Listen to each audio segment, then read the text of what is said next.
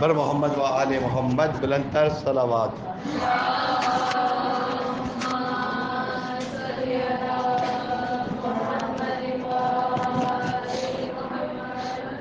اعوذ باللہ السمیع العلیم من الشیطان اللعین الرجیم، بسم اللہ الرحمن الرحیم، الحمد للہ رب العالمین، الصلاۃ والسلام علی سید الانبیاء والمرسلین، خاتم النبیین، سیدنا و مولانا ابی القاسم محمد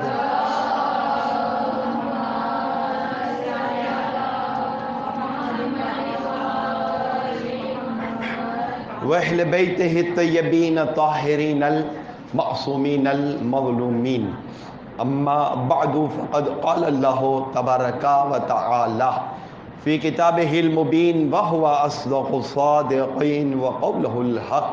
بسم اللہ الرحمن الرحیم، یا ایہا الذین آمنوا کتب علیکم الصیام کما کتب علی الذین من قبلکم لعلکم تتقون۔ درود پڑھیے محمد اور آل محمد پر۔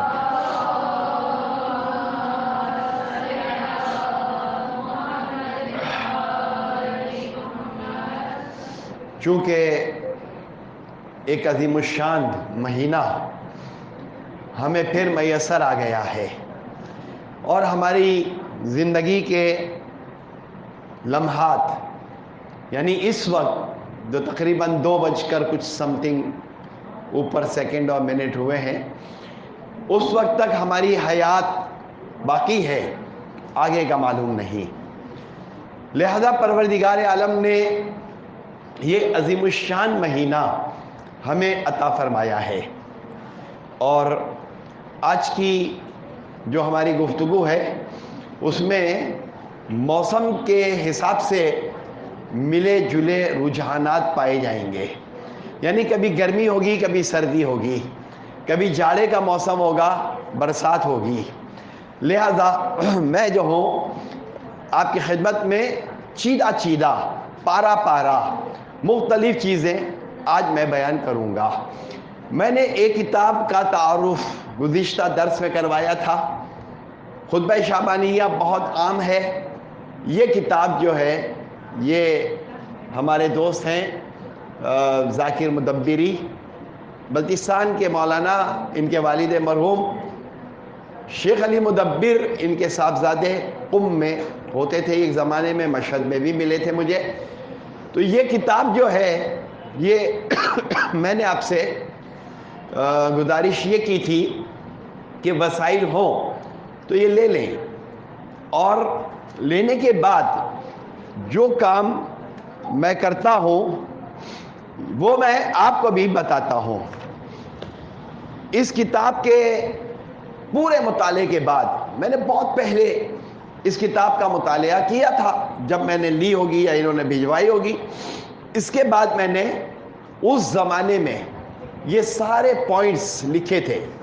اب پوری کتاب بار بار پڑھنے کی ضرورت نہیں ہے، صفحہ نمبر کے ساتھ میں نے یہ پوائنٹس سارے لکھ لیے، اور برس سے جب میں تقاریر کرتا ہوں اور ماہ مبارک رمضان کے حوالے سے جب میں تقاریر کرتا ہوں تو میں نے یہ سارے پوائنٹس، یہ سارے نکات اپنے طور پر لکھے ہیں، اور فقہی اعتبار سے تحریر الوسیلہ، منہاج، آیت اللہ خوئی کی، آغا سیستانی کی توضیح المسائل، اس سے میں نے مسائل کے سارے ابواب کاغذ کے اوپر لکھ لیے ہیں۔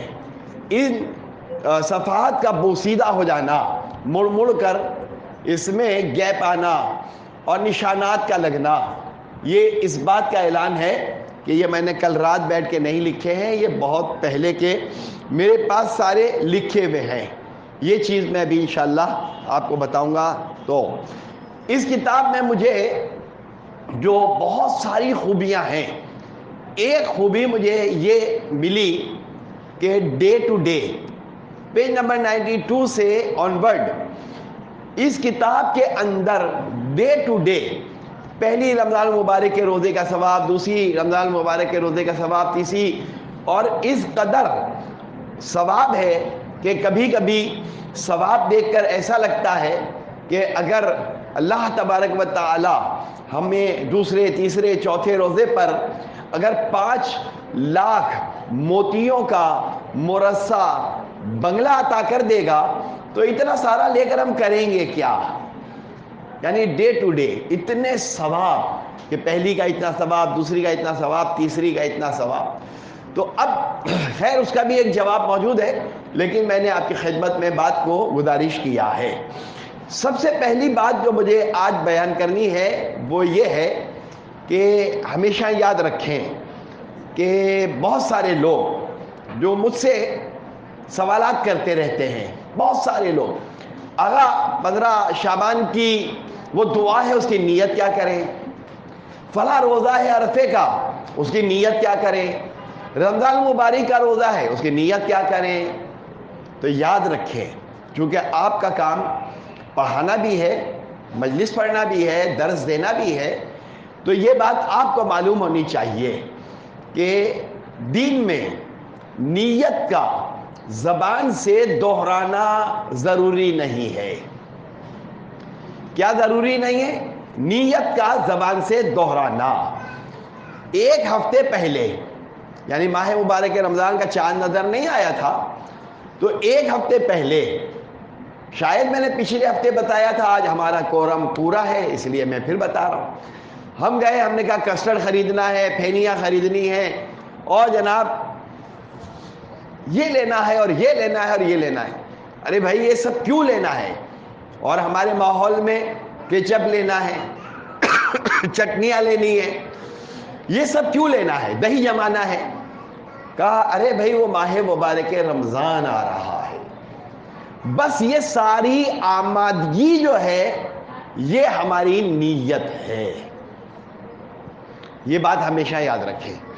نیت کے لیے زبان سے دوبارہ میں ماہ مبارک رمضان کا روزہ رکھتا ہوں یا رکھتی ہوں، یہ جناب ضروری نہیں ہے. ہاں اس کے اندر ایک پیچیدگی ضرور ہے، اور وہ پیچیدگی سننا بہت اہم ہے. وہ پیچیدگی کیا ہے؟ وہ پیچیدگی یہ ہے کہ جناب ہم نے رات میں یا دن میں حالت روزہ میں، یہ بات میں اس لیے بتا رہا ہوں کہ پریکٹیکلی خود میرے ساتھ یہ واقعات ہوتے رہے. ایک زمانے میں ظاہر ہے ہم بھی مزدور آدمی ہیں، مزدوری کیا کرتے تھے اور دھوپ میں کام کرتے تھے ہم. تو جناب دھوپ کی شدت کی وجہ سے، گرمی شدید، بس یہ ہوتا تھا نہیں کل روزہ نہیں رکھوں گا، نہیں کل روزہ نہیں رکھنا ہے، شدید گرمی. اب تو بہرحال ہماری محکمہ موسمیات کا خدا ہی حافظ ہے، انہوں نے کہا پورا رمضان المبارک جو ہے وہ بہت ہی سرد گزرے گا، لیکن پہلا ہی روزہ جو ہے وہ گرم تھا. تو بہرحال یہ تو ساری باتیں چلتی رہتی ہیں. لہذا جناب اگر رات میں آپ نے کہا کہ نہیں بہت تھکن ہو رہی ہے، بہت جناب گرمی لگ رہی ہے، پیاس لگ رہی ہے بہت، تو اب اگر یہ نیت رات میں کر لے اور پھر اس کے بعد صبح اٹھے اور سحری بھی کھا لے اور اس کے بعد روزہ بھی رکھے، تو آیت اللہ خوئی کا مسئلہ تو یہ ہے کہ مطلقاً اس کو روزہ تو رکھنا ہے اور ماہ مبارک رمضان کے بعد اس روزے کی قضا بھی کرنا ہے. اب آپ نے دیکھا کہ کیا سخت مسئلہ ہے کہ جناب روزہ بھی رکھنا ہے اور بعد میں اس کی قضا بھی کرنا ہے. البتہ یہ آخوئی کا ایک مسئلہ تھا. البتہ آغا سیستانی نے، چونکہ سارے مراجع کے مسائل الگ الگ ہیں، آغا سیستانی کہتے ہیں کہ اگر اذان فجر سے لے کر، یعنی اذان فجر سے پہلے پہلے اگر کوئی تجدید نیت کر لے تو پھر اس کا روزہ صحیح ہو جائے گا. یہ دونوں مراجع، اب آپ لوگوں میں سے شاید کوئی بھی آخوئی کا مقلد ہوگا ہی نہیں، کیونکہ ان کے انتقال کے بعد ہی تقریباً بچے دنیا میں آئے ہوں گے، تو ظاہر ہے ان کے انتقال کو سال ہوا، چونکہ میں ان کی تقلید پر باقی ہوں، اس لیے میرے لیے یہ مسئلہ بڑا اہم ہے۔ لہذا آپ نیت کا خیال کریں کہ کبھی بھی اپنی زبان سے یہ نہ کہیں کہ صبح روزہ نہیں رکھنا ہے۔ ہاں یہ کہہ سکتے ہیں تھکن ہو رہی ہے، نیند کا غلبہ ہے، کام کا لوڈ ہے، یہ سب چیزیں ہو سکتی ہیں، لیکن یہ کہنا کہ جناب نہیں صبح روزہ نہیں رکھنا، یہ نہ کہا کریں، احتیاط کریں۔ یہ تو ایک بات ہو گئی۔ اس کے بعد چونکہ یہ نیت، اس کا جو ظاہری پہلو ہے وہ الگ ہے اور نیت کا باطنی پہلو الگ ہے۔ آیت اللہ جوادی عاملی کی ایک کتاب ہے، اس کتاب کا نام ہے حکمت عبادات۔ ترجمہ کرنے والوں نے اس کتاب کا اتنا مشکل ترجمہ کیا ہے کہ خود میں نے ان سے کہا کہ آپ نے آگا یہ کیا ترجمہ کر دیا؟ اردو لکھی ہے لیکن فارسی کی طرح کی اردو لکھی ہوئی ہے، لہذا کتاب خریدنے کی دعوت نہیں دے رہا ہوں، لیکن کتاب اچھی ہے، حکمت عبادات، آیت اللہ جوادی عاملی کی کتاب ہے، اور بہرحال موضوع بڑے اچھے ہیں اس کے اندر۔ تو اب جناب علی انہوں نے کہا کہ ایک روایت لکھی کتاب کے اندر، وہ روایت یہ ہے کہ جناب علی انسان کی نیت پر پروردگار عالم اجر عطا کرتا ہے، جیسا کہ آپ کو معلوم ہے انما الاعمال بالنیات، اعمال کا دار و مدار نیت پر ہے۔ ایک عرب جنگ میں نبی اکرم کی معیت میں، معیت میں میم عین یہ تھے، معیت میں میدان جہاد و قتال میں آیا، اور مجھے ایک فقرہ ایک مقررہ کا، ان کی تقریر تو نہیں سنی میں نے، لیکن ایک اور خطیبہ ہے، قم کی فاضلہ ہے، ان کا ایک جملہ یہاں پر بڑا اچھا لگا، وہ ابھی میں بتاؤں گا لیکن ان کا نام نہیں بتاؤں گا، لہذا بعد میں جب یہ مائک سے ہٹ کے، ریکارڈنگ سے ہٹ کے آپ پوچھیں گی تو میں بتا دوں گا، ریکارڈ نہیں کروانا چاہ رہا ہوں ان کا نام میں اپنی زبان سے۔ لہذا وہ بدو عرب جناب میدان قتال و جہاد میں گیا اور مارا بھی گیا، لوگوں نے کہا واہ ماشاءاللہ اس کو شہادت کا رتبہ اور درجہ ملا۔ نبی اکرم نے فرمایا کہ حیف ہے اس پر، افسوس ہے اس پر کہ یہ مارا گیا اور کوئی اجر، کوئی ثواب اس کو نہیں ملا۔ صحابہ کرام نے ظاہر کو دیکھا اور نبی اکرم اس انسان کے باطن کو جناب ملاحظہ کر رہے ہیں۔ میں آپ کے ظاہر کو جانتا ہوں، آپ کے باطن کو میں نہیں جانتا۔ یا رسول اللہ یہ شہید ہو گیا اور آپ فرما رہے ہیں کہ یہ ہلاک ہو گیا، اس کی جان رائگاں چلی گئی۔ نبی اکرم نے فرمایا کہ یہ گھر سے نکلا تھا تو اس کی نیت یہ تھی کہ میدان میں جب کفار بھاگیں گے تو میں ایک بہت تگڑا تازہ موٹا اونٹ ہتھیا لوں گا، اپنے قبضے میں لے لوں گا۔ تو یہ جہاد کی نیت سے میدان میں نہیں آیا تھا، یہ اونٹ ہتھیانے کے لیے میدان میں آیا تھا، اونٹ بھی نہیں ملا، نیت خالص نہیں تھی، اس لیے یہ مارا گیا، مقتول ہو گیا اور جہاد کا ثواب نہیں ملا۔ چوتھے امام، امام زین العابدین علیہ السلام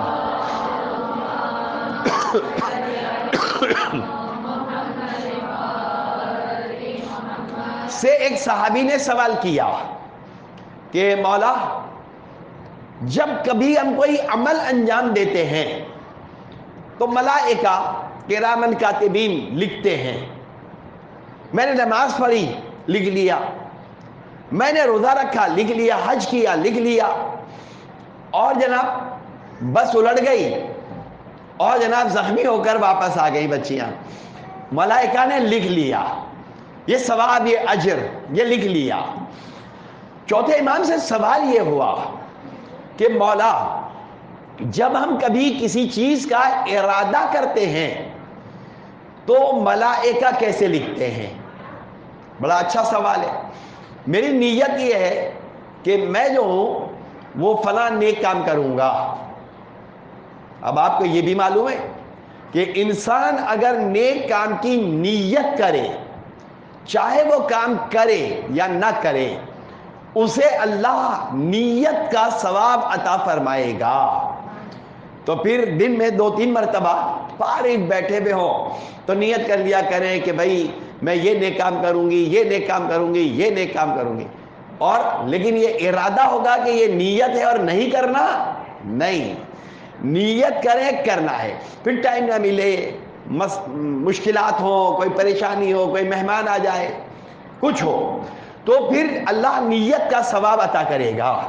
تو میں ایک بڑے تکے کی بات آپ کو بتاتا ہوں کہ جب بستر پہ سوتا ہوں اور تسبیح معصومہ کونین روٹین ہے، میری عادت ہے کہ سوتے سوتے جناب سارے کام ہو گئے، اب میں تسبیح پڑھتا ہوں، اور تسبیح پڑھتے ہوئے یعنی مکمل کر لیتا ہوں، اور اس کے بعد میں سونے جاتا ہوں، یعنی سو جاتا ہوں لیٹے لیٹے۔ تو میں نیت کر لیتا ہوں کہ جناب نماز شب کے لیے اٹھوں گا، پتہ ہی نہیں اٹھوں گا، فجر میں اٹھ جاؤں تو بہت ہے، لہذا جناب نیت کر لی میں نے، اللہ اس نیت کا ثواب نماز شب کی ادائیگی کا ہوگا۔ تو اب آج نیت کر لیجئے گا کہ بھائی گھر والوں کے لیے پکوڑے بنانے تو اب جناب یعنی یہ نیت ہے، پھر نہ بنائیں کہ نہ بھائی بازار سے جا کے خرید کے لے آ جائیں، آج ہم نہیں بنا رہے، گرمی بہت ہے، بازار سے لے آئیں جا کے، لیکن وہ نیت ہے، اس کا ثواب بہرحال آپ کو ملے گا۔ تو چوتھے امام سے سوال ہوا کہ دیکھیے یہ جو ماحول ہے نا، یہ تھکا ہوا ماحول ہے، یہ اس وقت سننے سمجھنے کا موڈ نہیں ہوتا ہے کہ جناب کوئی تقریر سنی جائے، کوئی سخت بات سنی جائے، اس لیے میں نے کہا کہ موسم خزاں بھی رہے گا اور بارش بھی رہے گی اور تڑکا بھی ہوگا، آج ملا جلا رجحان جو ہے ہماری تقریر میں رہے گا۔ اور جناب علی اس طریقے سے تو کل رات میں نے محفل جعفری کھارادر میں کل سے سلسلہ شروع ہوا ہے، وہ تقریر میں نے رات ہی میں اپلوڈ کر دی تھی، اور وہ جہاد، القصام، حماس، فلسطین اور بیت المقدس کے حوالے سے میرا سلسلہ کلام انشاءاللہ روزانہ تقریباً جاری رہے گا۔ ایک تقریر کل والی اپلوڈ ہو گئی۔ تو اب جناب علی میں نے یہ جو نیت کی ہے، تو چوتھے امام علیہ السلام سے کہا کہ ملائکہ ہمارے ظاہر کو تو دیکھتے ہیں، ہمارے باطن کو ملائکہ کیسے دیکھتے ہیں؟ چوتھے امام نے بڑی خوبصورت مثال دی ہے۔ امام فرماتے ہیں کہ اگر کہیں باغ سے آپ گزریں اور آپ مزبلے کے ڈھیر کے سامنے سے گزریں، مزبلہ یعنی کوڑا کرکٹ، تعفن، جہاں گٹر کا پانی ابل رہا ہے وہاں، تو جناب علی آپ باغ سے گزریں تو پھولوں کی مہک آپ کے مشام میں محسوس ہوگی۔ یہ الفاظ جو ہے آپ کے مشام یعنی ناک کو مشام کہتے ہیں۔ مہک آپ کو پتہ ہے خوشبو ہے، اب کسی لڑکی کا نام مہک ہو اور اس کے اندر خوشبو ہی نہ ہو تو ایک الگ بات ہے، لیکن مہک کہتے ہیں خوشبو کو، لہذا جناب علی یہ مہک آپ کے مشام میں مہک باغ سے گزرتے ہوئے محسوس ہوتی ہے، اور اگر کوڑا کرکٹ ہو، مزبلہ ہو، تعفن اٹھتا ہے اور وہ محسوس بھی ہوتا ہے۔ بس جب ہم ارادہ کرتے ہیں، دیکھیں کتنی خوبصورت بات امام نے فرمائی کہ جب ہم ارادہ کرتے ہیں تو ہمارے جسم سے، ہمارے منہ سے، ہمارے دماغ سے ایک مہک اس طرح سے محسوس ہوتی ہے کہ ملائکہ چاہے ہم عمل کریں نہ کریں، نیت جیسے ہی ہم نے کی کہ جناب ہم یہ نیک کام کریں گے، آٹومیٹک ہمارے جسم سے ایک مہک اٹھتی ہے اور ملائکہ اس مہک کو محسوس کرتے ہیں اور ہمارے نامہ عمل میں ثواب لکھ دیتے ہیں۔ بالکل اسی طرح سے کہ جناب ہم نے کوئی ایسی فکر کی یا ایسی نیت کی کہ جو مطلوب نہیں تھی خدا کو، مطلوب نہیں تھی، خدا نہیں چاہتا تھا، تو اس سے ایک تعفن ہمارے جسم سے اٹھتا ہے، اور وہ تعفن جو اٹھتا ہے تو ملائکہ کو محسوس ہوتا ہے، لیکن دونوں باتوں میں فرق ہے۔ انسان نیکی کا ارادہ کرے چاہے نیکی نہ کرے، پروردگار اس کو اجر عطا کرے گا، اور اگر کوئی برائی کا ارادہ کرے اور برائی نہ کرے تو ارادے سے کوئی گناہ لکھا نہیں جاتا ہے۔ دیکھیں کتنا لطیف یہ اسلام کا پہلو ہے۔ ہم نے اچھائی کی نیت کی اور ارادے سے ثواب مل گیا، برائی کی نیت کی لیکن جب تک عمل نہیں کیا اس وقت تک ہمیں کوئی برائی نہیں ملے گی۔ اب یہاں پر میں ایک بات گزارش کر رہا ہوں، مولا کائنات منبر پر تھے، یہ لطیف ولایت کی بات ہے، یعنی اگر آپ کو تقریر مزین کرنا ہے اور بامزاح گفتگو کر کے نعرے لگوانے تو یہ بات کہ یہ جناب مولا منبر پر ہیں، تقریر فرما رہے ہیں۔ ایسے میں ایک عدو علی تھا، دشمن علی، خدا کی لعنت آج تک اس کے اوپر۔ تو اب جناب علی لوگوں نے اطلاع دی کہ اس کا انتقال ہو گیا، وہ مر گیا، وہ ہلاک ہو گیا۔ 3 مرتبہ نیچے جو بیٹھے ہوئے لوگ ہیں، مسجد کوفہ میں امام تقریر کر رہے ہیں اور نیچے جو لوگ بیٹھے ہوئے ہیں وہ کہہ رہے ہیں کہ مولا فلاں جو منافق ہے اس کا انتقال ہو گیا، فلاں منافق جو ہے وہ دنیا سے گیا۔ مطلب ایک منافق مرے گا تو ہمیں خوشی ہوگی کہ ایک زمین پر بوجھ تھا اور وہ دنیا سے چلا گیا۔ میں ابھی اس مرحلے میں آتا ہوں یہ بچی کی آواز پر، ابھی آ رہا ہوں۔ کل رات میں تقریر کر رہا تھا، ایک صاحب کی بچی رونے لگ گئی، وہ بیچارے پریشان ہو گئے، میں نے کہا بیٹھے رہنے دیں بھائی، بچی رو رہی ہے رونے دیں، آپ اپنی تقریر جاری رکھیں اور تقریر سنتے رہیں، اور یہ بچے بڑی نعمت ہیں، ابھی میں بتا رہا ہوں۔ تو اب جناب علی کیا ہوا، امام نے جواب نہیں دیا، 3 مرتبہ جواب، یعنی لوگ کہہ رہے ہیں کہ وہ مر گیا اور امام خاموش۔ ایک صاحب نے بڑی شدت سے کہا کہ مولا وہ منافق مر گیا، امام نے فرمایا کہ وہ زندہ ہے، اور یہ جو ہمارے مجمع میں ہمارے ساتھ یہ جو آدمی بیٹھا ہوا ہے یہ اس کا دوست ہے، اور جب وہ میرے خلاف علم بغاوت بلند کرے گا تو اس ظالم منافق کا علم اس شخص کے ہاتھ میں ہوگا۔ مولا وہ تو یہاں موجود ہی نہیں ہے، آپ کو کیسے پتا؟ دیکھیں یہ مقام ولایت ہے کہ کائنات عالم میں ہم جہاں بھی ہوں، ہم پورب میں ہو یا پچھم میں، مشرق میں ہو یا مغرب میں، یا فضا ذاکرہ کلاس میں ہو اور ہمارا دماغ جو ہے وہ چولہے پر ہو، لہذا جناب علی جہاں بھی ہو، آل محمد ہمارے بارے میں اطلاع رکھتے ہیں، اور یہ بات ہمارے زمانے کے امام زمانہ عجل اللہ تعالی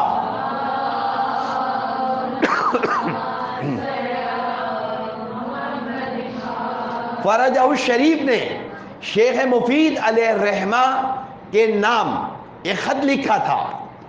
یہ ایک بڑا دلچسپ واقعہ ہے شیخ مفید کا۔ شیخ مفید علیہ الرحمہ سے کسی نے آ کر ایک سوال کیا، شیخ جواب دیجئے، سوال کیا ہے؟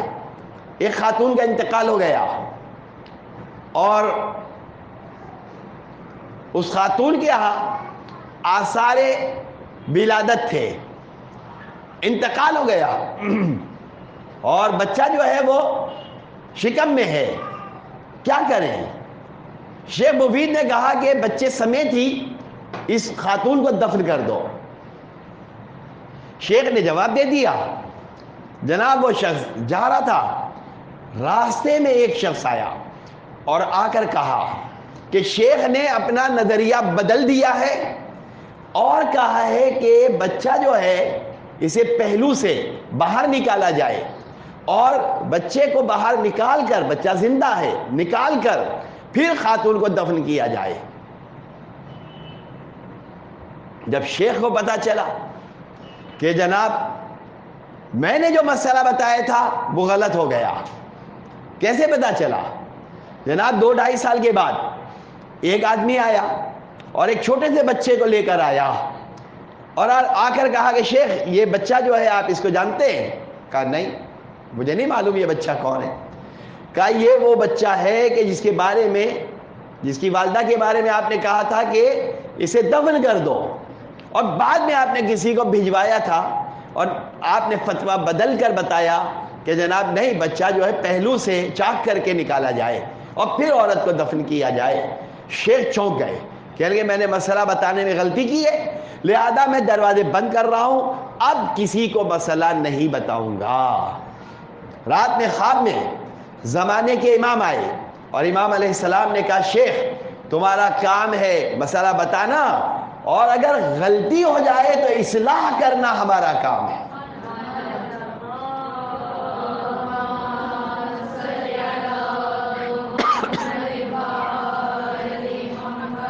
لہذا امام علیہ السلام نے فرمایا دیکھیں میں آپ کے دماغ کو جو ہے نا وہ چاروں طرف گھماتا ہوں، یعنی میں مذاق بھی کروں تو بھولوں گا نہیں انشاءاللہ. اب بڑھاپا ہے اور بھول جاؤں ایک الگ بات ہے، بیچ میں سے کوئی بات آ رہی ہے لیکن میں اپنے ذہن کو حاضر رکھتا ہوں کہ جناب علی مجھے یہ بیان کرنا اور یہ بیان کرنا ہے. مولا علیہ السلام اس شخص کے بارے میں کہہ رہے ہیں کہ وہ زندہ ہے، سارے لوگ کہہ رہے ہیں مر گیا اور امام کہہ رہے ہیں کہ وہ زندہ. تو امام خود ہمارے حالات سے آگاہ ہے. اور جناب یہ جو نیت ہے، مستحب روزے کی نیت کی بات میں نے نہیں بتائی. مستحب روزے کا مسئلہ تو آپ کو معلوم ہے، نظر عہد قسم کے روزوں کے مسائل الگ ہیں اور مستحب روزے کا مسئلہ الگ. اب چونکہ ماہ مبارک رمضان میں تو کوئی مستحب روزہ رکھ ہی نہیں سکتا ہے، لہذا وہ مسئلہ بتانے کی ضرورت تو نہیں ہے، لیکن بات آ گئی ہے تو میں بتاتا ہوں کہ اگر کوئی فجر سے پہلے، ہاں جب میں نے فجر کہا تو کتاب کے اندر مثلا توضیح المسائل کے اندر لکھا ہوا ہے اذان فجر. یہ اذان فجر جو ہے یہ پاکستان کے لیے نہیں لکھا گیا.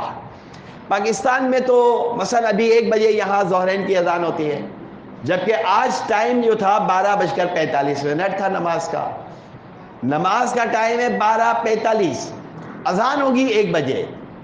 اور ہمارے فرمان بھائی جو یہاں کے مؤذن ہیں مذاق بھی کرتے تھے کہ میں نے آج 10 منٹ پہلے اذان دے دی تاکہ لوگ جلدی سے افطار کر لیں. وہ مذاق کرتے تھے اور میں ان سے کہتا تھا کہ بھائی یہ مذاق بھی گناہ میں شامل ہو جائے گا، کسی نے اگر واقعی روزہ کھول لیا اذان کی آواز سن کر تو مسئلہ خراب ہو جائے گا. لہذا اذان جو ہے کتاب میں بھلے لکھا ہو، ہمیں جو ہے وہ ٹائم کو دیکھنا ہوگا. اب یہ دور کون سا ہے؟ میں یہ بات بتا رہا ہوں کہ آپ گدا گاڑی والے کے پاس موبائل موجود ہے، گھر میں ماسی کام کرنے والی آتی ہے اس کے پاس موبائل موجود ہے، آپ دیہات میں جائیں گاؤں میں جائیں ہر جگہ موبائل موجود ہے. یعنی کیلنڈر چھپ رہے ہیں، ماہ مبارک رمضان کے اوقات افطاری اور سحر کے یہ سب اپڈیٹ ہوتے ہیں، گاؤں گاؤں قریے قریے موجود ہیں. لہذا جناب اب غفلت کے امکانات کم رہ گئے. پارا چنار میں بھی موجود ہیں اور گلگت بلتستان میں بھی اور سندھ میں بھی اور پنجاب میں بھی. چونکہ میں نے پارا چنار تو نہیں دیکھا لیکن وہاں سے کالیں والے تو آتی رہتی ہیں، تو سب کے پاس نیٹ موجود ہے اور سب یہ اپڈیٹ ہے. لہذا یہ زمانہ وہ نہیں ہے کہ جناب پتہ نہیں چلا. ہاں گھڑی کا سیل اگر ویک ہو گیا اور 5 منٹ پہلے وہ گھڑی بند ہو گئی یا سلو چل رہی ہے تو ایک الگ بات ہے. لہذا جناب سیل جو ہے ہمارے دماغ کا وہ چارج ہونا چاہیے، اور گھڑی کا سیل چارج ہو یا نہ ہو. تو اب جناب علی یہ مسئلہ جو ہے یہ نیت کا مسئلہ بہت اہم، کہ اگر کوئی سارا دن مبتلات روزہ میں سے آیت اللہ سیستانی کے ہاں 8، باقی سارے مراجع کے ہاں 9، مبتلات روزہ کتنے ہیں؟ تو چونکہ تقریباً آپ لوگ اگر سیستانی کی مقلدہ ہیں تو آپ کو برجستہ کہنا ہوگا 8. کون کون سے ہیں وہ کتاب میں دیکھیے گا. اور خوئی خمینی اور اس سے پہلے کے مراجع 9. ڈائیو لگانا، تیراکی کرنا، سوئمنگ کرنا، جس سے پورا سر اور گردن پانی کے اندر چلا جائے اس سے روزہ باطل ہو جاتا ہے. آغا سیستانی کے ہاں نہیں، باقی سارے مراجع کے ہیں، لیکن بات لینا، شاور لینا، اس سے روزہ باطل نہیں ہوتا۔ اگر کوئی ٹھنڈک کے لیے بھی بات لیتا ہے یا شاور لیتا ہے تو جناب علی اس سے روزہ باطل نہیں ہوتا ہے۔ ہاں، اگر کوئی شخص وضو کر رہا ہے، جب سے کرونا ہوا، خود مجھے کرونا ہوا، میں 25 دن ہاسپٹل میں رہا، اس کے بعد سے ایک ثواب میں نے لینا ہی چھوڑ دیا ہے، کیونکہ تحقیق کے بعد یہ پتا چلا کہ ہمارے ہاں یہ جو پانی آ رہا ہے اس کے اندر اتنی کیلوریز ہیں اور اس کے اندر اتنا یہ لوگ کیمیکل ڈالتے ہیں کہ جس کی وجہ سے کلی کرنے اور ناک میں پانی ڈالنے سے کبھی جراثیم اندر چلے جاتے ہیں۔ لہذا میں نے کورونا سے صحت یابی کے بعد سے لے کر اب تک، یہ 2020 کی بات ہے، 27 اکتوبر 2020 سے لے کر 20 نومبر 2020 میں 25 دن ہاسپٹل میں رہا۔ تقریباً پرانی بچیوں کو یہ بات معلوم ہے، لہذا کلی کرنا اور ناک میں پانی ڈالنا میں نے چھوڑ ہی دیا ہے عمدن۔ اب کلی کا مسئلہ یہ ہے کہ اگر ہم ٹھنڈک پہنچانے کے لیے بھی کلی کریں تو کوئی بات نہیں، کوئی فرق نہیں پڑتا۔ میں سلام کرتا ہوں ان بچیوں کو کہ جو افطار کے وقت سے 1 گھنٹہ 2 گھنٹہ 3 گھنٹہ پہلے سے جناب علی چولہے کے سامنے کھڑی ہو جاتی ہیں اور انواع و اقسام کی چیزیں بناتی رہتی ہیں، تو میں سلام کرتا ہوں۔ آپ کے سامنے روزے کی حالت میں افطاری بنانا یہ کوئی کھیل تماشا نہیں ہے، مذاق نہیں ہے۔ اور اس کے ساتھ جو دیگر چیزیں ہیں، مشکلات، بچوں کے مسائل، پھر جناب اور بد دماغ کوئی شوہر ہو اس کا مسئلہ، یا بچے ضدی ہوں، یہ چاہیے وہ چاہیے وہ چاہیے، تو ظاہر سی بات ہے کہ ساری باتیں دیکھ کر تو جناب علی اگر کوئی دعائیں سحر نہیں پڑھتی کوئی خاتون، وہ افطاری کی دعائیں نہیں پڑھتی ہیں، کوئی بات نہیں، وہ یہ جو خدمت انجام دے رہی ہیں، کئی 100 دعائیں پڑھنے سے زیادہ ثواب اللہ ان کو عطا کرے گا۔ بھائی وہ دعا رہ گئی، اللہم برحمتک فی الصالحین فادخلنا وفی علیین فارفعنا، وہ نہیں پڑھی میں نے آج۔ اوہو، یہ عورتیں ضدی بھی بہت ہوتی ہیں، یہ دعا رہ گئی، وہ دعا رہ گئی، فلاں رہ گیا، فلاں رہ گیا، وہ نماز شب رہ گئی، اور جناب یہ تسبیح رہ گئی، اور وہ لگی ہوئی ہے 2 گھنٹے تک۔ نہیں، پرائرٹی دیکھنی پڑے گی، آپ کو کام دیکھنا پڑے گا کہ میرے لیے فرسٹ پرائرٹی کیا ہے، سیکنڈ پرائرٹی کیا ہے۔ ہاں، ایک مشورہ میں ضرور دیتا ہوں، اور وہ مشورہ یہ دیتا ہوں کہ آپ دعا عربی میں فقط نہ پڑھیں۔ آپ نے پڑھا ہر نماز کے بعد یہ دعا پڑھنی ہے، یا علی و یا عظیم و یا غفور و یا رحیم، یہ پڑھنی ہے، تو کبھی کبھی ایک لائن کا ترجمہ بھی پڑھ لیا کریں، اور یہ جو جاسوسی سسٹم میں نے آپ کو بتایا ہے یہ کام کیا کریں، دعاؤں کو لکھیں اور اس کا ترجمہ بھی لکھیں، تاکہ درس دینا ہو تو آپ کو درس دیتے ہوئے جناب علی دعا کے اقتباسات آپ کے ذہن میں موجود ہوں، اور جناب جب دعا کے اقتباسات ذہن میں ہوں گے تب آپ کو اندازہ ہوگا کہ کیا پروردگار نے ہمیں لطف اور کرم عطا فرمایا ہے۔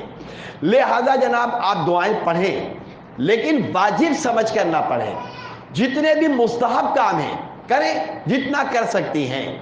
یہ جو میں نے ابھی آپ کو بتایا نیت نہیں، یا اللہ یہ دعا رہ گئی اب رو رہی ہے، افسوس کر رہی ہے، نہیں، حکم نہیں ہے آپ کو، جو ہو گیا بس، نہیں ہو سکا کوئی بات نہیں، خدا ہمیں آلٹرنیٹ دوسرے کام کا ثواب عطا فرمائے گا، اور ان دعاؤں کے پڑھنے سے بھی زیادہ، البتہ جو دعا اس کا ترجمہ اس کی شرح، جیسے میں نے آپ کو بتایا تھا کہ دعا عہد اور اس کی شرح آیت اللہ محسن قرائتی نے بھی اس کی شرح لکھی ہے، ہمارے دوست علی افضل زیدی صاحب نے بھی لکھی ہے، جو آپ کو آسان لگے وہ آپ لے لیں، اور ایک آفر میں نے اور بھی کر دی تھی، لہذا جناب وہ آپ جو ہے وہ شرح پڑھیں۔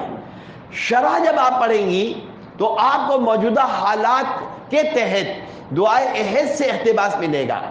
دعائے عہد میں ایک جملہ ہے ظہر الفساد فی البر والبحر، بر اور بحر یعنی خشکی اور تری میں فساد پھیلا ہوا ہے، خشکی اور تری میں فساد پھیلا ہوا ہے، بما کسبت ایدیہم، یہ جو فساد ہے یہ تمہارے اپنے ہاتھوں کا کرشمہ ہے اور تمہارے اپنے ہاتھوں سے تم نے کمایا ہے۔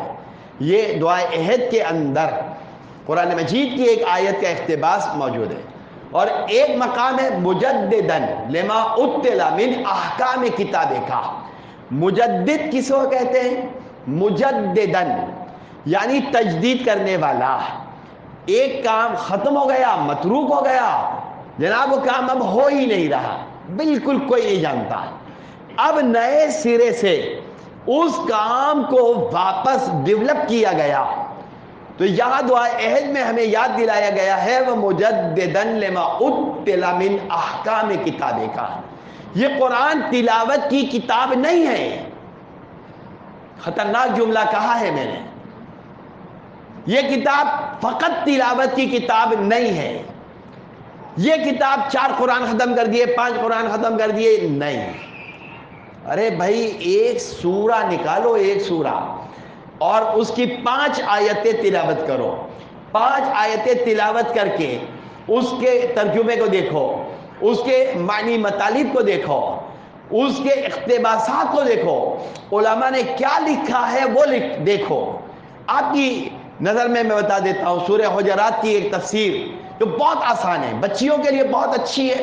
آیت اللہ دستگیر شہید نے سورہ حجرات کی تفسیر لکھی ہے، اردو میں اس کا ترجمہ ہوا ہے، لہذا سورہ واقعہ، سورہ یاسین، آیت اللہ مظاہری کی تفسیر سورہ یاسین موجود ہے، سورہ واقعہ، اور اس طرح سے چھوٹے چھوٹے سورے، ان کی تفسیریں، ان میں سے بعض جو ہے وہ ابھی تک پرشین میں ہے اور بعض جو ہے اردو میں اس کا ترجمہ ہو چکا ہے۔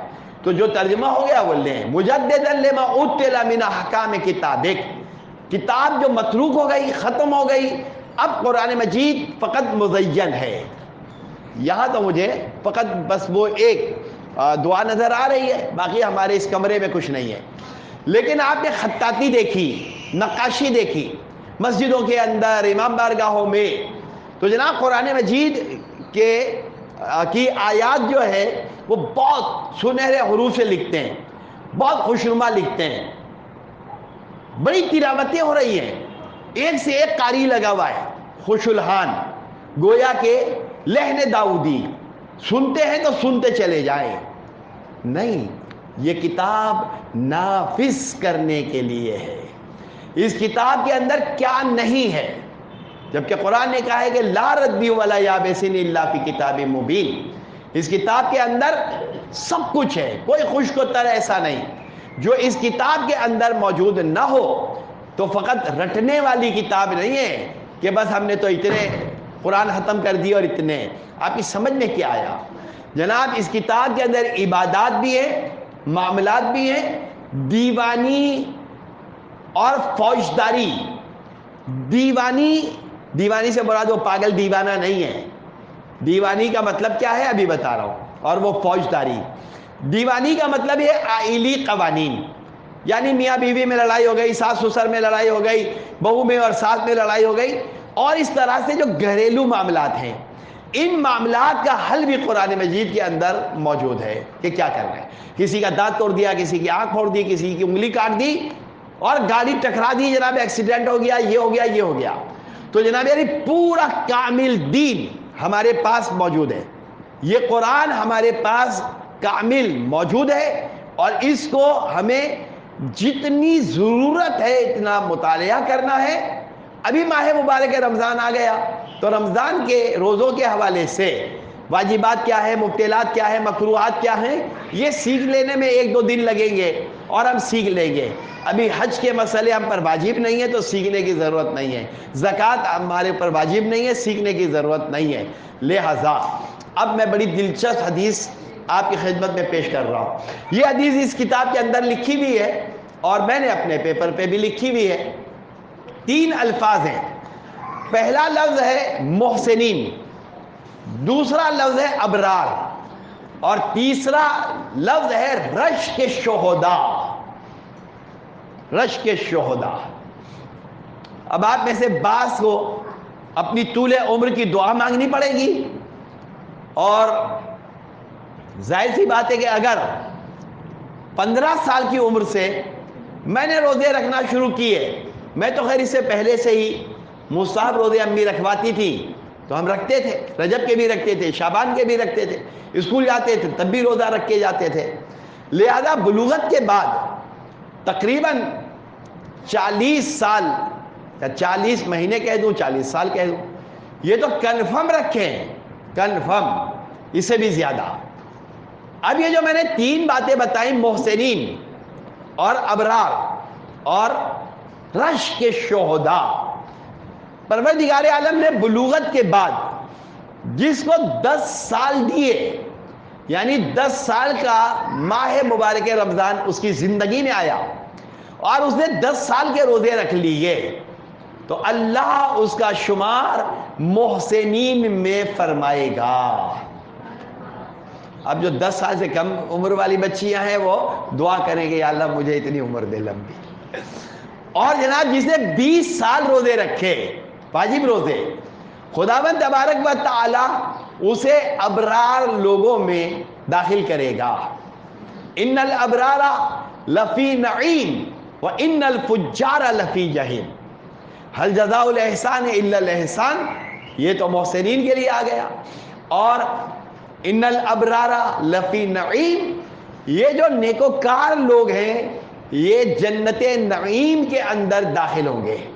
یہ جنت کے جو نام ہیں، جنت الفردوس ہے، اور جناب اس طرح سے جہنم کے طبقے، جنت کے طبقے، یہ ساری چیزیں جو ہیں یہ ہم بوڑھوں کو ملنے والی ہے، اب جوانوں کو نہیں ملنے والی ہے۔ اس لیے کہا گیا جس نے 10 سال روزے رکھے اس کا شمار محسنین میں ہوگا، جس نے 20 سال روزے رکھے وہ ابرار لوگوں میں داخل ہوگا، اور جس کو اللہ نے 30 سال مہلت دی عمر کی اور اس نے 30 سال روزے رکھے، پروردگار رش کے شہداء بنائے گا۔ یعنی شہداء جب ان لوگوں کو دیکھیں گے، ایسے لوگ جب جناب آئیں گے عرصہ محشر پر، تو چاند کی ٹکیا ان کی پیشانی پہ، جیسے بہت سارے لوگ سجدگاہ رگڑ رگڑ کر پیشانی کو سجدگاہ کا نشان دیتے ہیں، کہتے ہیں ہم تو بہت سجدہ گزار ہیں، لیکن یہ تو خیر ایک میں نے مذاقاً جملہ کہا، تو جناب علی جس کی پیشانی پر سجدے کا نشان ہے وہاں پر چاند کی ٹکیا کی طرح کا جناب ایک نور نمودار ہوگا۔ یہ کون لوگ ہیں؟ یہ وہ ہیں کہ جو لوگوں کو زیادہ مہمان بلاتے ہیں اور مہمان بلا بلا کر ان کو کھانا کھلاتے ہیں۔ لہذا یہ انسان جو 30 سال روزے رکھے ایک طرف رش کے شہداء ہوگا، اور میزبان ہمارا خدا ہے، ہم مہمان ہیں۔ لہذا جناب علی اس طریقے سے یاد رکھیں کہ یہ عبادت کا جو ہمیں موقع ملا ہے، تو عبادت میں ریاکاری اگر داخل ہو گئی، اس عبادت میں اپنا پن داخل ہو گیا، میں نے ایسی عبادت کی نہیں۔ چھٹے امام جعفر صادق علیہ السلام فرماتے ہیں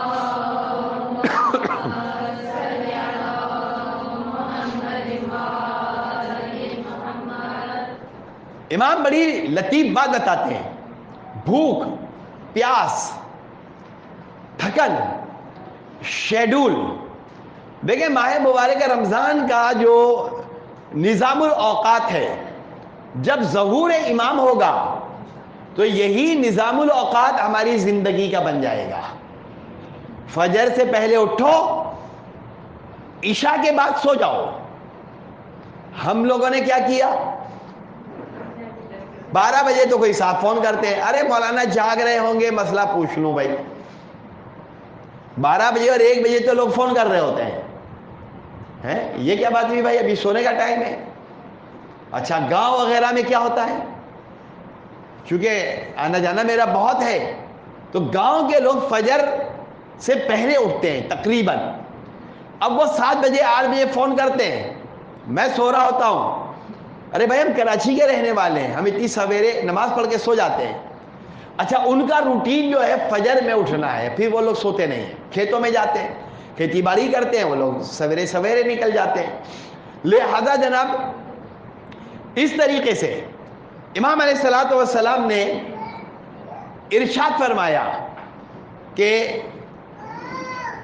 جو فجر سے لے کر عشاء تک اور اس کے بعد عشاء کے بعد وہ جو گھریلو مسائل ہیں اس کو دیکھیں اور اس کے بعد سو جائیں۔ امام نے کہا کہ جب میں تھک جاتا ہوں، جب مجھے تھکن محسوس ہوتی ہے، تو میں قرآن کی 183 نمبر کی آیت، امام نے نہیں کہا 183 میں کہہ رہا ہوں تاکہ آپ لکھ لیں اور آپ یاد کرنا ہو تو آپ کو قرآن سے نکال سکیں، سورہ بقرہ کی یہ آیت، یا ایھا الذین آمنو،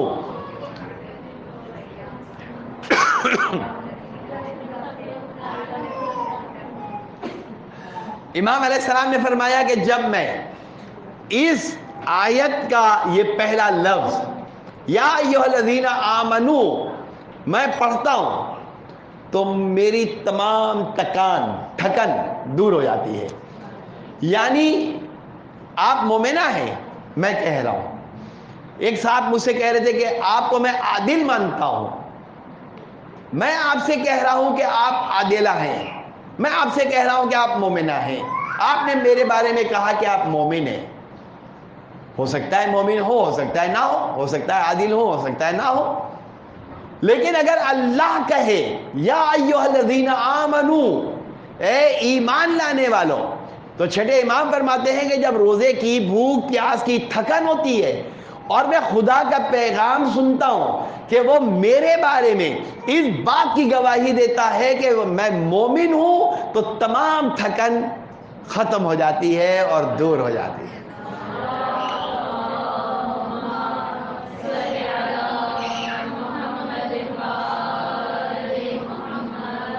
دیکھیں کتنی لطیف بات ہے، امام نے فرمایا فقط یہ جملہ کتب علیکم الصیام کما کتب علی الذین من قبلکم، یہ تو بیچ کی جو بات ہے، جس طرح سے قرآن، توریت، زبور، انجیل، یہ ساری آسمانی کتابیں یہ ماہ مبارک رمضان میں نازل ہوئی، ساری کتابیں رمضان میں نازل ہوئی، ماہ مبارک رمضان میں نازل ہوئی، بالکل پروردگار عالم نے اس ماہ مبارک رمضان کو جو فضیلتیں عطا کی ہیں، اس میں یہ کتاب آپ کو بہت فائدہ دے گی، دن کا ثواب، رات کا ثواب۔ ایک مرحلہ آتا ہے کہ جناب یہ جو میں نے محسنین اور ابرار اور رش کے شہداء بتایا ہے، بالکل اسی طریقے سے جناب شام کا وقت جب آتا ہے سپہر، تو ہمارے منہ سے ایک نامطبوع، جس کو ہم بو کہتے ہیں، میں فقہی مسئلے بھی بیچ بیچ میں بتا رہا ہوں اور یہ بات اپڈیٹ کر رہا ہوں، چونکہ کنفیوژن آپ کو نہیں ہے، آپ سب ماشاءاللہ تعلیم یافتہ ہیں اور مسائل دین سے واقف ہیں، لیکن آپ سے کوئی سوال کرے تو آپ برجستہ آپ کے ذہن میں ہو۔ دیکھیں مسئلہ یاد اس وقت ہوتا ہے جب کراس کیا جاتا ہے، بہت سارے مسئلے جو ہیں یاد ہی نہیں ہوتے ہیں، لیکن کوئی سوال کرے گا پھر ہم دیکھیں گے، اور کیا جب تحقیق کریں گے، کتاب کھولیں گے تو خود بخود یاد ہو جاتا ہے۔ تو اس طریقے سے کہ جناب علی جو نامطبوع بو ہے، شکایت کی نبی اکرم سے، ائمہ سے، کہ جناب بھوک اور پیاس کی وجہ سے یا کوئی چیز ہمارے منہ میں نہیں ہے، اور اب جدید چیزیں آ گئی ہیں، چوئنگم آ گئی ہیں، اور جناب اس طرح کی چیزیں جو منہ میں ہر وقت چباتے رہتے ہیں، میں پان اور گٹکے کی تو بات ہی نہیں کرتا، اس سے کہ خود نہیں کھاتا ہوں، کسی کو کھانے نہیں دیتا، لہذا چوئنگم یا اس طرح سے ٹافیاں۔ تو اب جناب علی یہ جو نامطبوع خوشبو ہے، بدبو ہے، کیا فرمایا معلوم ہے آپ کو؟ معصوم نے فرمایا کہ خدا اس کو آپ کی نگاہ میں وہ اچھی خوشبو، اچھی وہ نہیں ہے، مہک نہیں ہے، لیکن اللہ اپنی بارگاہ میں اسے بہترین خوشبو بنا کر قبول کرتا ہے۔ یہ ایک خاص بات ہے کہ جناب علی یہ بظاہر بو ہے، لہذا اگر کوئی پیسٹ کرے، ٹوتھ پیسٹ کرے، اور جناب وہ پیسٹ کرے، پانی بھی کلی کرے، وضو والا پانی اگر اچانک چلا جائے تو وضو نہیں ٹوٹتا ہے، وہ روزہ نہیں ٹوٹتا ہے، روزہ بالکل صحیح ہے۔ ہاں وہی نیت کی بات ہے کہ تھوڑا سا پانی بھی پی لیں گے اور وضو بھی ہو جائے گا تو نہیں. لیکن جناب علی ہم نے کلی کی اور اچانک چلا گیا اندر تو کھایا پیا موج کیا اور روزہ پورا ہوا. تو یہ جناب، اور اگر ہم نے ویسے ہی عام حالت میں پیش کر رہے ہیں ہم لوگ، اور جناب اب ہمیں کوشش کرنا ہے کہ وہ پانی اندر نہ جائے، پانی اندر نہ جائے.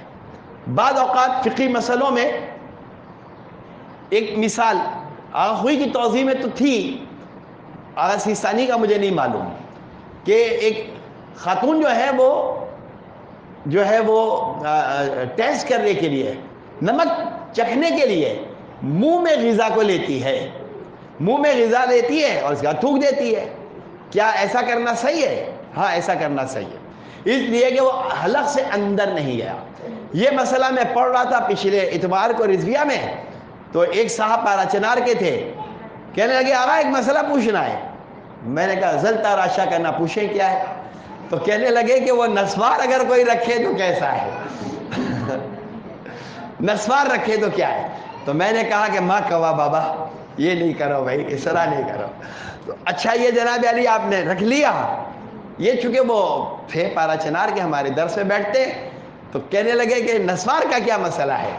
دیکھیں مسئلہ تو مسئلہ ہے، بہت سارے لوگ جو ہیں وہ رکھ لیتے ہیں، اور جناب اس طرح سے کیا مسئلہ ہے؟ اگر حلق سے نیچے نہیں اترا اور آپ نے لعاب کو جناب علی اس میں گھمایا اور اس کا ذائقہ آپ نے لیا منہ کے اندر اور تھوک دیا تو روزہ صحیح ہے، روزہ نہیں ٹوٹے گا. لیکن اگر وہ اندر گیا تو بس پھر وہ زلتا راشا کرنا ختم ہو جائے گا، ماں کوا ہو جائے گا. تو یہ جناب علی بلغم جو ہے وہ یا لعاب، منہ کا پانی جمع کریں. ہم جا رہے تھے، کینو کا ٹھیلا نظر آیا، اوہ کھٹی کھٹی جو ہے وہ ڈکاریں بھی آئے گی، ڈکار کا مسئلہ بھی ابھی بتا رہا ہوں، بس آخری مسئلہ. تو جناب علی ہم جا رہے تھے، لیمو کا ٹھیلا نظر آ گیا یا کوئی ایسا پھل کہ جس کی مہک کھٹی ہے اور منہ میں ترشی آ گئی، پانی آ گیا. یہ پانی بھی اگر ہم لوگ نگل لیں تو روزہ ہمارا صحیح ہے، بالکل صحیح ہے. ایک منٹ، یہ روزہ جو ہے یہ بالکل ہمارا صحیح رہے گا.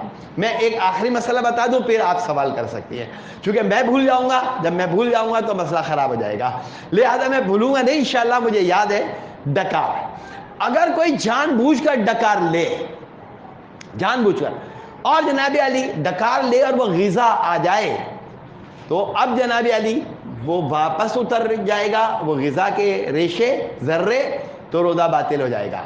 لیکن اگر اچانک قے آ گئی، قے آئی اچانک، ہاں ایک احتیاط بہرحال ہے کہ ہر آدمی کو پتہ ہوتا ہے کہ جناب میں لکڑ ہضم اور پتھر ہضم نہیں ہوں، جناب فلاں چیز کھانے سے مجھے ڈکاریں آتی ہیں، فلاں چیز کھانے سے مجھے بدہضمی ہوتی ہے، فلاں چیز کھانے سے الٹی ہو جاتی ہے، فلاں چیز کھانے سے ہوتا ہے، تو اس کو وہ احتیاط کرنی چاہیے، نہیں کھانا چاہیے. لیکن بہرحال کہیں مہمان بن کر گئے، اب وہاں پر ہے ہی وہی چیز، کیا کریں بھائی؟ تو جناب ہر آدمی کو اپنی صحت کا پتہ ہوتا ہے کہ جناب میں کتنا ہضم کر سکتا ہوں اور کیا میرے لیے بہتر ہے اور نہیں. تو اگر جان بوجھ کر کوئی ڈکار لے اور وہ غذا اندر گئی تو جناب روزہ گیا. لیکن اگر قے ہو گئی اور قے ہونے کے بعد آپ نے جناب کلی کی اور وہ جناب جتنے بھی غذائی مواد باہر آیا تھا وہ آپ نے تھوک دیا، تو ڈکار اگر اچانک آ جائے تو اس سے روزہ نہیں ٹوٹتا ہے. جی پوچھ لیجیے. اب سر وہی جو آپ نے مسئلے مسائل بتائے ہیں کہ جیسے چکھ لو اور یہ اور پھر بعد میں تھوک دو، سالن کا بھی کوئی آیت اللہ سستانی؟ جی بالکل بالکل بالکل بالکل. سر میں نے یہ اصل میں مسئلہ سنا تھا کہ میں نے یہ چیک کیا، ایک دفعہ کھانا تھا ہمارے یہاں تو مجھے ضرورت پڑی ہے تو میں نے یہ کیا. نہیں کبھی دیکھیں بات یہ ہوتی ہے کہ مزاج الگ الگ ہوتے ہیں. ایک آدمی جو ہے وہ کہتا ہے نمک کم ہے، ایک تھپڑ مار دیا، نمک تیز ہو گیا، مزاج کی بات ہے. تو جب بھی کوئی مسئلہ بیان کیا جاتا ہے تو پورے گلوبل کو دیکھا جاتا ہے. آغا سیستانی نے جب مسئلہ لکھا تو وہ کوئی پاکستان کے لیے نہیں لکھا، یا جناب علی ہم جیسے مردوں کے لیے نہیں لکھا کہ جناب انہوں نے جو ہے وہ پھیکا کر دیا. تو ابھی جب انہوں نے پوچھا بھائی کیسا کھانا تھا، ہم نے کہا بہت اچھا تھا. ارے بھائی اس میں مزہ ہی نہیں ہے، ذائقہ ہی نہیں ہے، تو ہم نے نہیں کہنا کہ جناب علی اس میں یہ خوبی اور یہ خامی ہے. اور میں ایک عادت میری اپنی ہے وہ میں بتا دیتا ہوں. رمضان میں فاقہ نہیں ہے کیا؟ ایک عادت میں اپنی بتا دیتا ہوں اور میں آپ کو بھی تلقین کرتا ہوں کہ جناب غذا کے بارے میں، کھانے کے بارے میں کبھی بہت زیادہ کرٹیسائز نہیں کیا کریں. فلسطین کے بچوں کو دیکھیں کہ جو اس وقت کتنی پریشانیوں میں ہے، کتنی مشکلات میں ہے جس کا ہم تصور نہیں کر سکتے. کم سے کم دال دلیا ہم کھا تو رہے ہیں، پھیکا ہو، میٹھا ہو، کم ہو، جیسا بھی ہو. جناب علی گیس چلی گئی، اب وہ چائے صحیح بنی نہیں، کچا پانی ہے، چائے بن رہی ہے. اب وہ کچا پانی کیا پئیں؟ کیسی بنی ہے چائے؟ ہاں اچھی ہے. کیسا ہے یہ پھینی؟ کیسی ہے؟ شکر صحیح ہے؟ ہاں صحیح ہے. بس شیر و شکر زندگی گزاریں تو اللہ تعالیٰ اور اچھا دے گا. والسلام علیکم ورحمۃ اللہ وبرکاتہ.